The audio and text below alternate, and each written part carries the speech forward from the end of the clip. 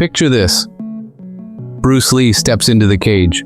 Across from him stands a modern wrestling powerhouse, someone who lives and breathes the double-leg takedown. The world holds its breath. Is Lee's legendary speed and strategy enough to outfox today's grappling machines? Or does wrestling's iron grip on MMA make this a foregone conclusion? On one side, you've got Lee's Jeet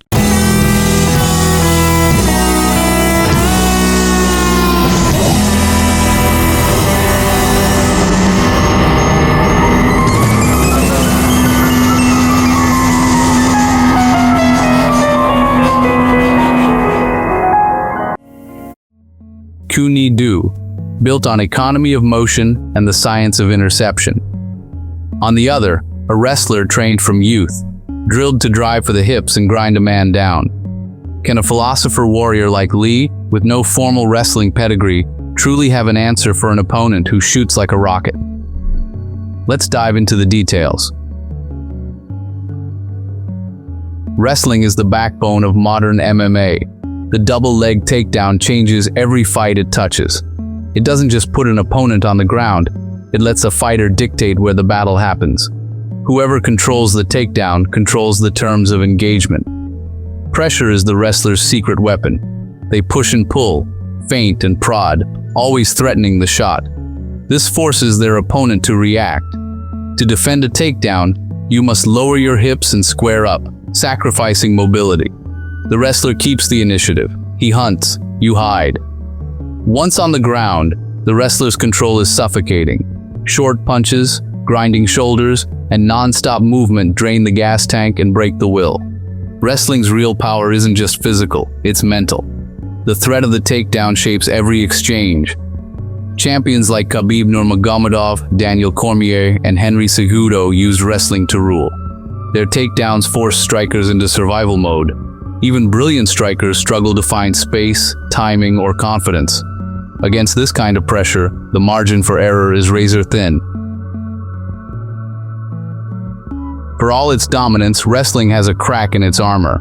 Every double leg, no matter how quick, has a tell. The instant the wrestler changes levels and shoots, he must commit. In that split-second window, he is vulnerable. Most wrestlers telegraph with a dip of the hips or a drop of the shoulder. Even the best must lower their center of gravity and close distance.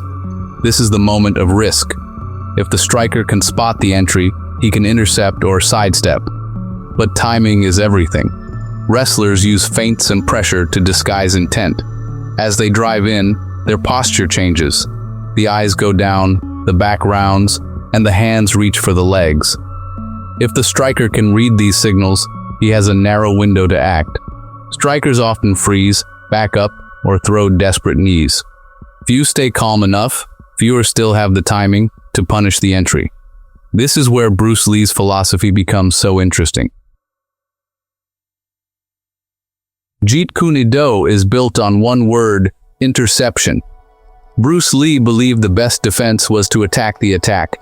In his system, the idea isn't just to react, but to preempt. As your opponent moves, you meet him halfway, cutting him off before his technique is complete. Against a double leg, interception means recognizing the level change as it begins. Lee's focus was always on reading intention, not just movement. He trained to sense the shift in weight, the tightening of muscle, the change in gaze. The second a wrestler dips, Lee's philosophy says, strike first. The goal is to punish the entry, not just evade it. A well-timed strike can disrupt balance or knock the wrestler out of his rhythm. Instead of reacting to wrestling pressure, the striker becomes the hunter.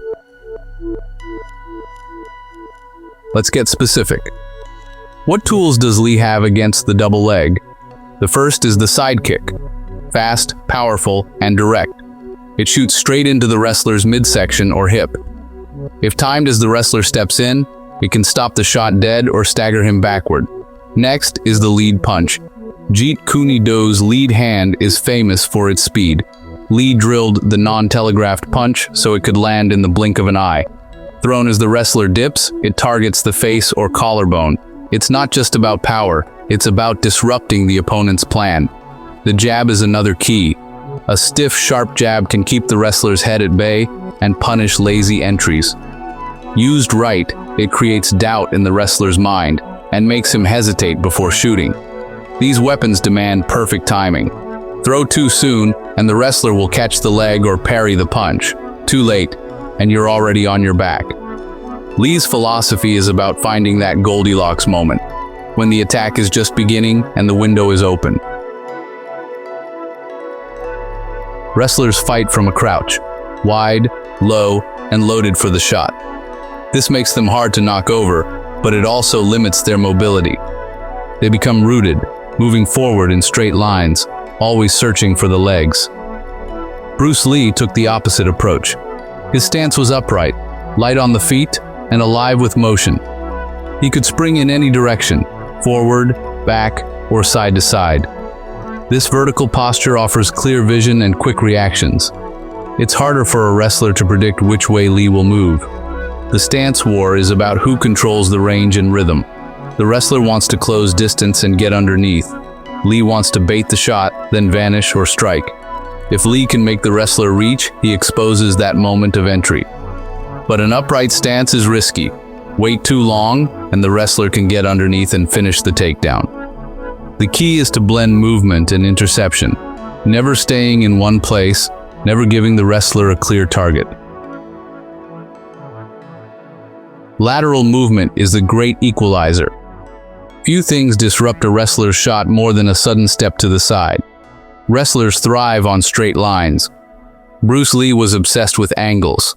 He didn't just move back, he slid out to the side, creating new lines of attack. A wrestler who shoots straight in finds himself grasping at air if the striker moves laterally at the last second. This not only avoids the takedown, but positions Lee to counter. Timing the lateral step is critical. Move too early, and the wrestler adjusts his aim. Too late, and you're already caught. Angles also open up counter strikes. As the wrestler turns to face Lee, he exposes his side, neck, or back. This is where Jeet Kune Do's intercepting strikes and rapid footwork shine. The fight becomes chess, not checkers. Jeet Kune Do's hallmark is the non-telegraphed lead. Lee worked this punch until it was invisible. No shoulder dip, no wind-up, just pure speed. Against a wrestler's entry, this is a secret weapon. Power is great, but speed changes games. Imagine a wrestler setting up his shot. As he shifts weight to his front leg, Lee's lead punch snaps out. The punch lands before the wrestler can even grab the legs. It may not knock out, but it disrupts rhythm and confidence. The wrestler learns to fear the entry. Speed can beat power if the strike lands in that tiny window. The beauty of the non-telegraphed lead is surprise. Lee's ability to fire at the perfect moment is what separates him from ordinary strikers. Not every shot is stopped at range. Sometimes the fight enters the clinch.